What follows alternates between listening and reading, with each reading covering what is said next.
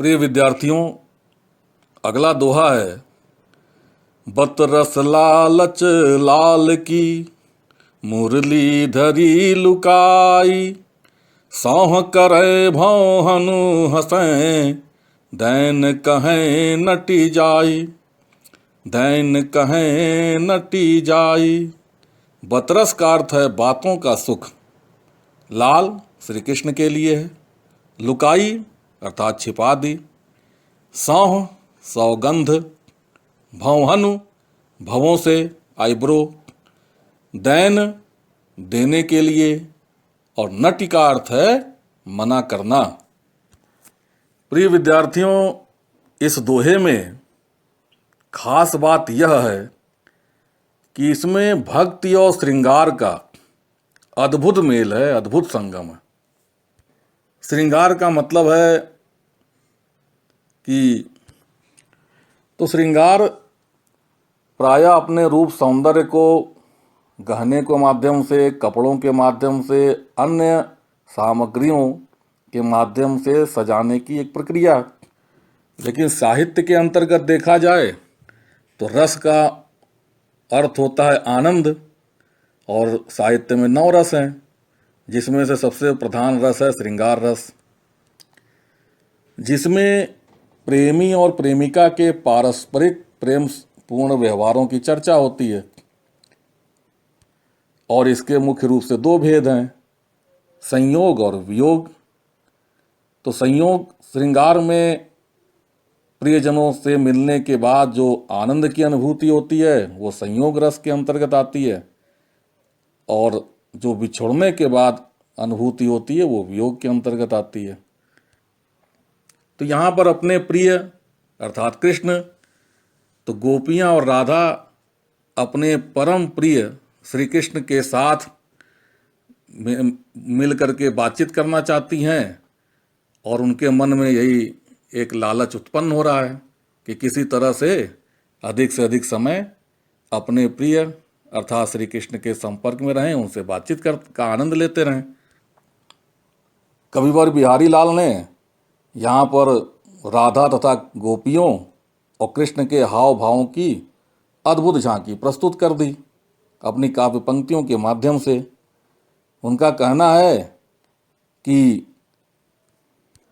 गोपियाँ श्री कृष्ण से बातचीत करना चाहती हैं और उसमें बाधा उत्पन्न कर रही थी बांसुरी, क्योंकि कृष्ण को बांसुरी बजाना प्रिय है। अब वो अवसर मिल नहीं पा रहा था कि गोपियाँ श्री कृष्ण से बातचीत कर पाएँ। तो जैसे ही उनको मौका मिला, उन्होंने बांसुरी को कहीं छिपा कर रख दिया। अब प्रिय चीज यदि ना मिले तो मन में क्रोध भाव आता है, गुस्सा आता है, चिढ़ होती है। लोग उसके लिए उसे ढूंढना चाहते हैं, खोजना चाहते हैं। तो यहाँ पर कृष्ण को तो अनुमान लग ही गया था कि गोपियों ने बांसुरी को कहीं छिपा कर रख दिया, तो वे गोपियों से नाराज होने का भाव दिखा रहे हैं। राधा तथा गोपियाँ उनकी स्थिति देख करके हंस देती हैं, क्योंकि जिस तरह से कृष्ण परेशान होते हैं तो उसमें विभिन्न प्रकार का हाव भाव दिखाई देता है, जिसे देखकर गोपियाँ और राधा हंस पड़ती हैं। सौह करे भवन से, जब कृष्ण गोपियों से पूछते हैं तो गोपियाँ कसम भी खाती हैं कि उन्होंने बांसुरी नहीं चुराई है, लेकिन बाद में भौहें आईब्रो घुमाकर हंसने लगती हैं। और दैन कहें नटी जाए, नटी माने मना कर देना, बांसुरी देने से मना कर रही हैं। तो पूरा जो हाव भाव है, पूरी क्रियाकलाप है, वह कहीं पर चिढ़ना, कहीं पर हंसी का भाव उत्पन्न होना, कृष्ण को बांसुरी पाने के लिए बेचैन रूप दिखाना। तो इस तरह से जो क्रियाकलाप हुई, उससे गोपियों को और राधा को अत्यधिक आनंद की अनुभूति हुई। तो यहाँ पर राधा कृष्ण की भाव भंगिमाओं को, गोपियों की भाव भंगिमाओं को बड़े अच्छे सफल ढंग से व्यक्त किया गया है। तो श्रृंगार रस का इसमें अद्भुत परिदृश्य नज़र आ रहा है। दोहा छंद है और ब्रज भाषा की मीठी बोली का बड़ा ही अद्भुत प्रयोग किया गया है। अब लालच लाल तथा हनु हंसें, भौहन हंसें, तो इसमें ह की आवृत्ति ल की आवृत्ति होने से अनुप्रास अलंकार हो गया है। तो इस तरह से बड़ा ही मन मोहक भावों से भरा हुआ यह दोहा है। मुझे उम्मीद है कि बड़े अच्छे ढंग से आप पूरी व्याख्या को समझ गए होंगे। अगला दोहा है, कहत नटत रीझत खिजत, मिलत खिलत लजियात, भरे भवन में करत हैं, नैननु ही सब बात, नैननु ही सब बात। नटत मना करना, रीझत आकर्षित होना, मोहित होना, खिलत प्रसन्न होना, लजियात लजाना, शर्माना, भरे भवन भरा हुआ भवन, नैननु आँखों से। तो बच्चों, कविवर बिहारी जो हैं वो नगरीय जीवन से परिचित कवि हैं। उन्होंने हाव भाव के कुशल वर्णन को बड़ी चतुराई से नायक और नायिका द्वारा भरे हुए भवन में बातचीत करने की जो शैली है, तौर तरीका है, उसका बड़ा ही अद्भुत चित्रण किया है। भरे भवन में बड़े बुजुर्ग हैं, सम्मानित लोग हैं,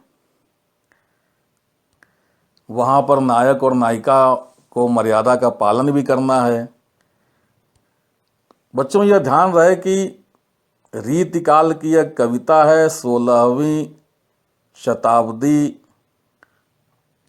रचनाएं हैं। तो उस समय का वातावरण आज के वातावरण से काफ़ी भिन्न था।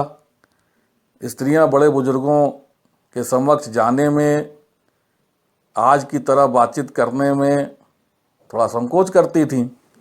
अब ऐसी स्थिति में जहां सभी लोग हों, पूरा भवन सबके सम्मानित लोगों से, पूज्य लोगों से भरा हुआ हो, अब ऐसे में नायक नायिका से मिलने और बातचीत करने की इच्छा रख रहा हो, तब नायिका के लिए वह प्रस्ताव सहज नहीं होता। कहत अर्थात नायक कहता है, मिलने के लिए प्रस्ताव रखता है, नटत नायिका द्वारा मना कर दिया जाता है। तो मना करने का जो भाव था उसे देख करके नायक मोहित होता, आकर्षित होता है। लेकिन खिजत, खिजत का अर्थ है खींचना। तो नायिका ने नायक के रीझने अर्थात मोहित होने के भाव को भांप लिया और वह बनावटी खींचने का भाव दिखलाने लगी। उसके खींच को छोड़ते ही नायक हंस देता है और नायिका उसकी हंसी से शर्मा जाती है, लज्जित हो जाती है। तो इस प्रकार से सभी की उपस्थिति में नायक और नायिका दोनों अपने मन की इच्छा पूरी कर लेते हैं। तो बच्चों, इस दोहे में कवि ने जब भरी भीड़ में भी दो प्रेमी बात करते हैं और उसका किसी को पता नहीं चलता है, ऐसी अवस्था का वर्णन बड़ी चतुराई से किया है। ऐसी स्थिति में नायक और नायिका आंखों ही आंखों में रूठते भी हैं, एक दूसरे को मनाते भी हैं और संकेत संवाद द्वारा मिल भी लेते हैं, प्रसन्न भी हो जाते हैं और फिर कभी कभी लज्जित भी हो जाते हैं। तो बड़ी चतुराई से मनोभावों को अपनी काव्य पंक्तियों के माध्यम से कविवर बिहारी लाल ने व्यक्त किया है, जो अत्यंत आकर्षक बन पड़ा है। जहाँ तक काव्य सौंदर्य की बात है तो निश्चित ही संगीतात्मकता सर्वत्र व्याप्त है। भाषा सरल है, सहज है, प्रवाहमयी है। श्रृंगार रस का सफल प्रयोग हुआ है।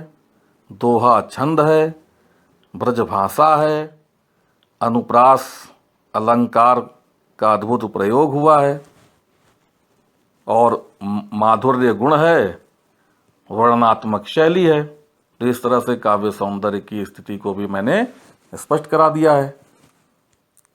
बच्चों, छंद, अलंकार, गुण, शैली, रस, इन सब के बारे में मैं अंत में आपको संक्षिप्त जानकारी दे दूंगा ताकि आप सरलता से समझ सकेंगे। और जहाँ तक गहराई से जाने समझने की बात है, विद्यालय खुलने पर इसकी भी विस्तृत जानकारी दे दी जाएगी ताकि किसी तरह का कोई असमंजस्य न रहने पाए। शैली का अर्थ है कहने का तरीका, किस तरह से बात कही जा रही है।